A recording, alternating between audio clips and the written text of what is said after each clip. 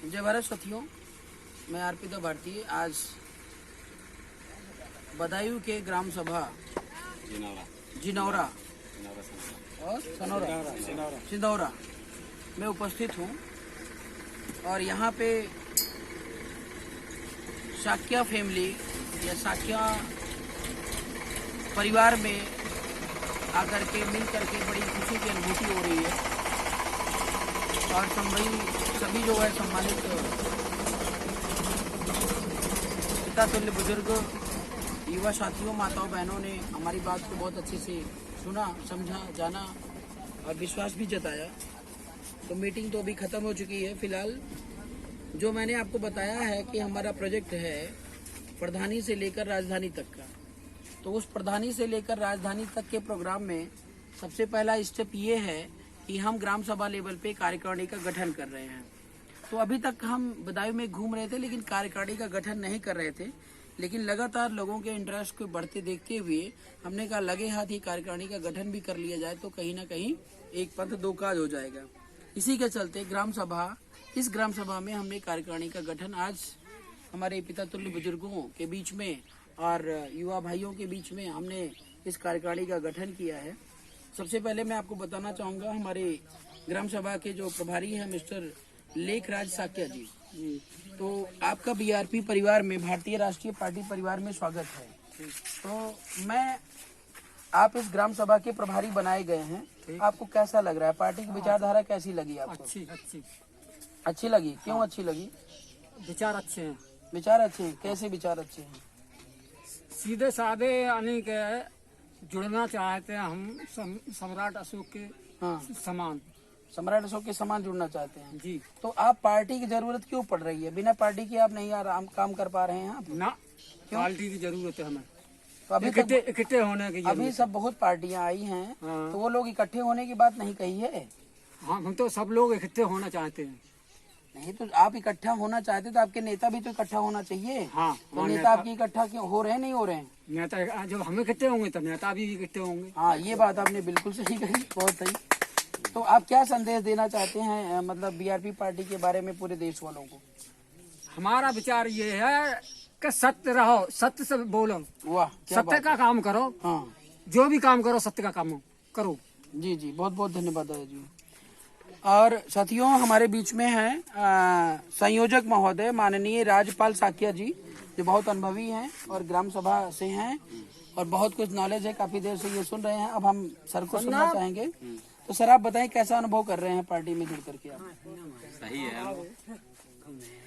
है, आगे चलाएगी पार्टी, बढ़िया चलाएगी। मोबाइल नंबर लिखवाइए। जुड़े हैं, उम्मीद पे जुड़े हैं या शर्तों पे जुड़े हैं?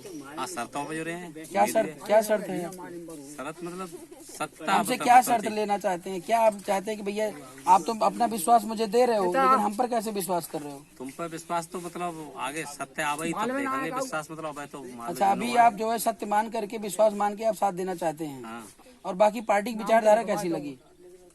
अपनी पार्टी की हाँ विचारधारा तो फिलहाल तो सही है। हाँ, फिलहाल सही है या सबसे मजबूत और सबसे स्ट्रांग है? मतलब पहले जैसे अशोक सम्राट ने मतलब मजबूती से चलाई, हाँ हिसाब से चलाई तो सही है। हाँ, सही है फिर ना, वैसा ही चाहिए। हाँ, वैसा ही चाहिए। मतलब अशोका राज आपको चाहिए। हाँ।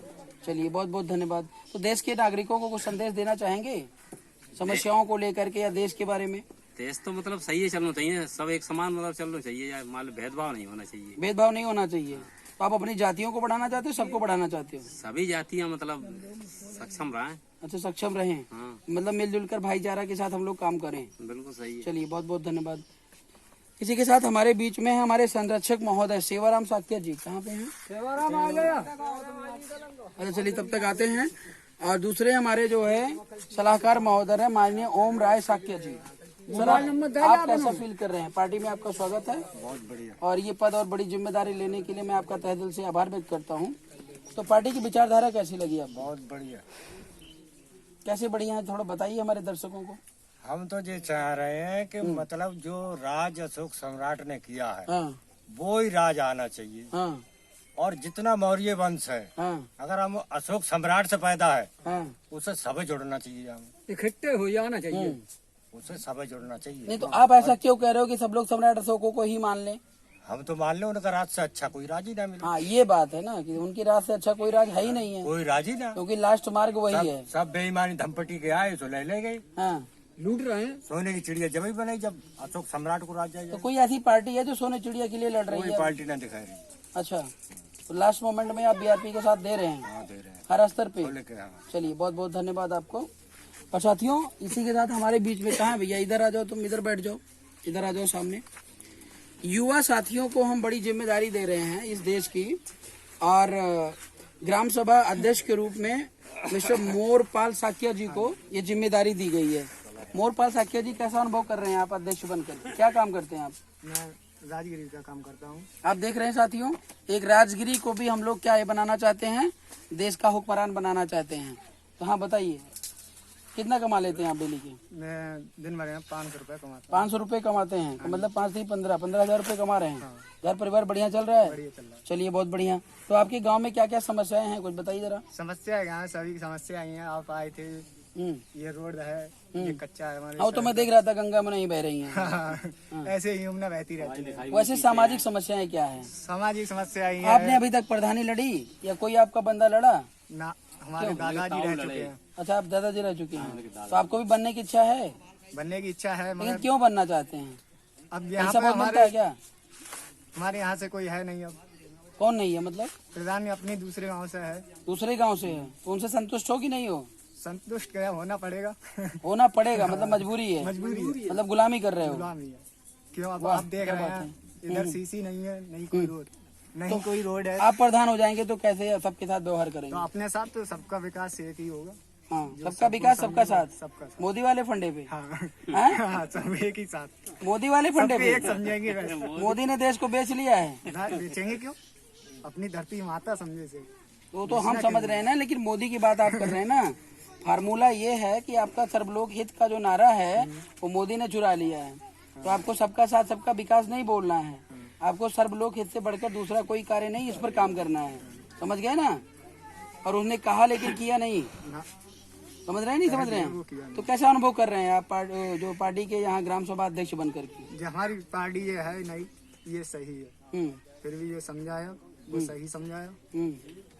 तो समाज के नेताओं को क्या संदेश देना चाहते हैं? समाज के नेताओं को क्या, हाँ जो हो गया वो तो निकल चुका। अब हाँ, जो फिर अब से क्या करना चाहिए? 2022 सामने है। जो 22 आ रही है, इसमें सही से देना है, जो समर्थन देना है। हाँ, किसको देना है? वो अब तो नई पार्टी देखेंगे क्या करें। नई पार्टी देखेंगे? नई पार्टी मतलब बीआरपी पार्टी? हाँ, बीआरपी। अच्छा, कोई और बना रहे हैं आप? हाँ, कोई और है? ना, यही बीआरपी। अच्छा, बीआरपी की बात कर रहे हैं। चलिए बहुत बहुत धन्यवाद। सचिव जी भी यहाँ पे बैठे हैं। भैया क्या नाम है आपका? रमेश कुमार साहब। आपको सचिव बनाया गया है, और अभी बाकी कुछ पदाधिकारी बचे हुए हैं, वो आपकी जिम्मेदारी है कि आप शॉर्टली उसको मेंटेन करके लिस्ट हमें देंगे, ठीक है? तो आप कैसा अनुभव कर रहे हैं? बहुत अच्छा।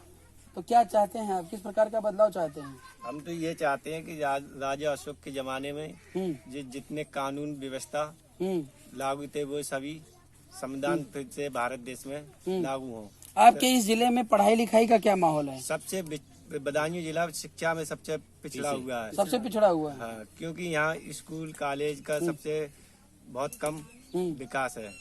विकास होने के कारण, बहुत विकास कम होने के कारण इसी वजह से बच्चा हमारे लोग पढ़ नहीं पाते हैं बच्चे। चलिए ठीक है, बहुत बहुत धन्यवाद।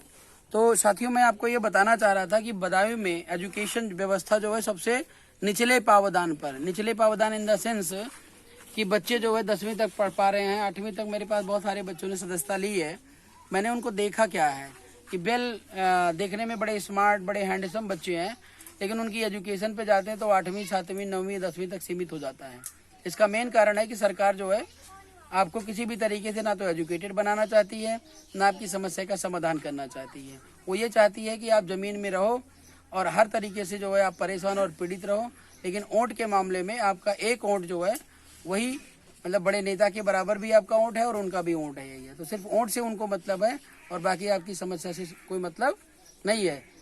लेकिन बीआरपी पार्टी जो तैयारी कर रही है उत्तर प्रदेश 2022 की तैयारी के लिए, अगर ऐसी कंडीशन आती है तो हम आपके प्लानिंग और योजना ऐसे चल रही है कि हमारे हर ग्राम सभा में हम एक इंटर कॉलेज बनवाएंगे, और ग्राम सभा के जो बच्चे हैं उनको पढ़ने लिखने के लिए कहीं पर भी जाने की जरूरत नहीं होगी।